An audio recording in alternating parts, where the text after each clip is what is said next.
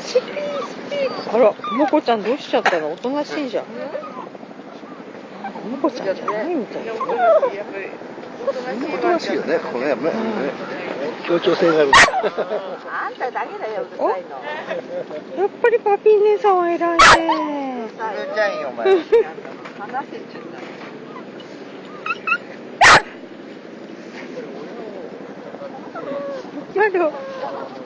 まだ、あんたさっきプープしたのどうしたの？やっぱりパピー姉ちゃんと遊ぶか？